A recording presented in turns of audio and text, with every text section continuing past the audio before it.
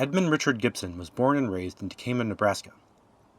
He got the nickname Hoot Owl, later shortened to Hoot, from his coworkers while working as a bike messenger for a drug company, but his first job was herding cows at 50 cents a head for his grandfather. When Hoot was 18, he signed on with the Dick Stanley Bud Atkinson Wild West show. Here he would befriend Art Accord. Gibson would later win the title of all-around champion cowboy at the famous Pendleton Roundup. In 1909, Hoot and Art Accord went to work for the Sally Telescope Company as stunt doubles.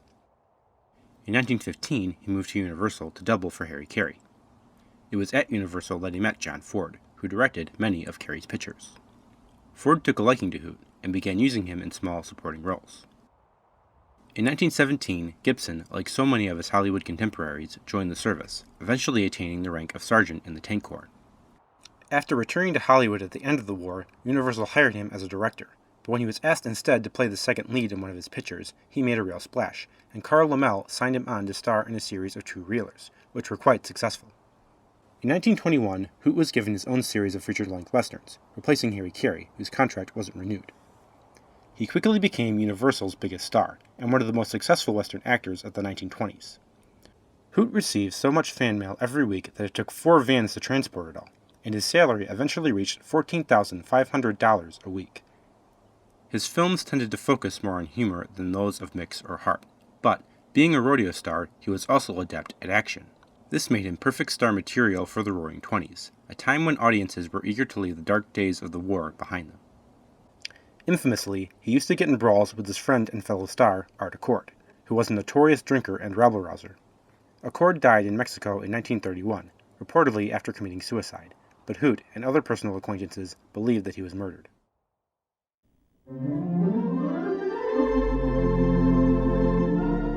The Calgary Stampede was released on November 1, 1925. It was one of Hoot's most expensive pictures for Universal, and was shot on location at the Calgary Stampede in Canada, an annual rodeo show that this film helped to make famous. In it, the Hooter plays an American cowboy named Dan Malloy, who travels to Canada to follow the rodeo circuit.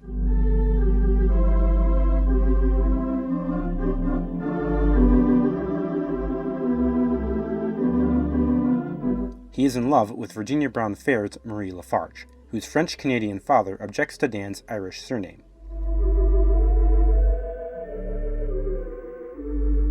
When Marie's father is murdered by a disgruntled former employee, Dan gets the blame, and he flees from the law.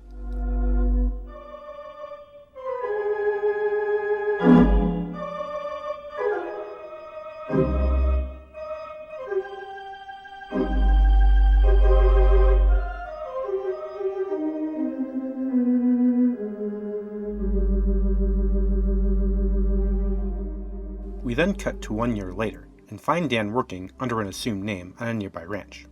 Trying to keep a low profile, Dan pretends to be an unskilled workman.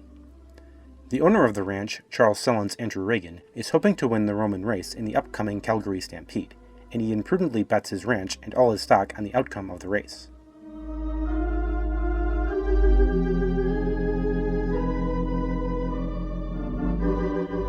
When his star rider is injured, Dan decides to take his place, but, in doing so, risks exposing himself to the Mounties, who are on his trail.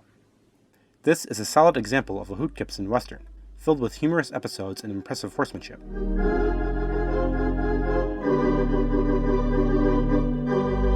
Hoot's on-screen appeal lay in his down-to-earth, everyman persona, and this is fully on display in this film. He didn't go in for the fancy wardrobe of Tom Mix, and rarely even wore a gun belt, preferring to stick his 6-gun in his boots or tuck it in his pants.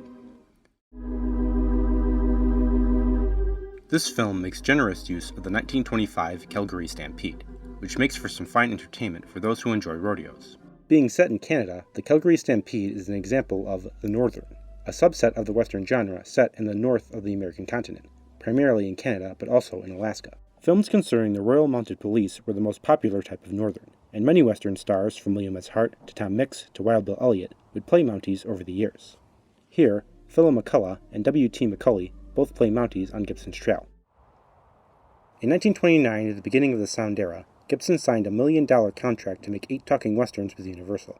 Unfortunately, the diminishing profits caused by the Depression forced Universal in 1930 to discontinue the production of westerns. This was a huge blow to Gibson, who had gotten used to a lavish lifestyle. Hoot had married Helen Johnson in 1922, and they divorced in 1929 after having one daughter together in 1923. Helen's divorce suit, which charged Hoot with infidelity with an actress named Sally Eilers, was also a financial burden for him during this period. Eilers and Gibson were married on June 27, 1930. They were divorced a few years later, and Sally later married Harry Joe Brown. Hey! Look out!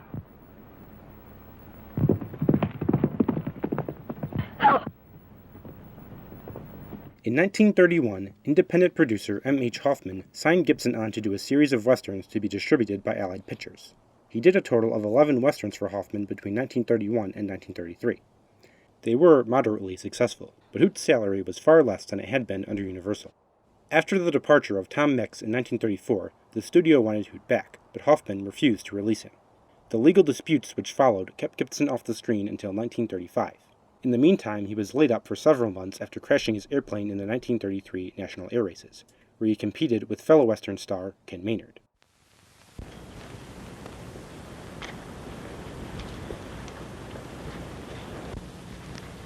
Good morning, Reasoning. Morning. Know what day this is? Friday. The first of the month. Your 4 months are up. You're a free man. Uh-huh. You can go now if you want to. Uh-huh. Do you want to? Uh-uh. What are you laughing at? Ain't laughing. I bet I can make you laugh out loud. Well, you bet. There's a dance at Jackson's Bar in Mariana tomorrow night. If I can make you laugh out loud, you take me. Don't dance. Oh, that's all right. I like strong, silent men that don't dance. In 1935, Hoffman sold Gibson's contract to First Division, for whom he would star in Sunset Range and Rainbow's End, before being released from his agreement. Hoot then signed on with Walter Futter's Diversion Pictures to do a series of 6 westerns for the 1935-36 season. Gibson's career had reached an all-time low. By this point, he was receiving only $5,000 per film, and was plagued with bad investments and continued trouble from his previous marriages. After his pictures for Futter, Hoot left Hollywood for a time, moving back to the Wild West show circuit. He toured with the Hagenbeck-Wallace Circus in 1937, signed on with the Robin Brothers Circus in 1938, and spent half a season with the Russell Brothers Circus in 1939. In 1940, Gibson signed on with Colonel Eskew's J.E. Ranch Rodeo, where he met his 4th wife, Western radio singer Dorothy Irene Dustin. The two were married on July 3, 1942.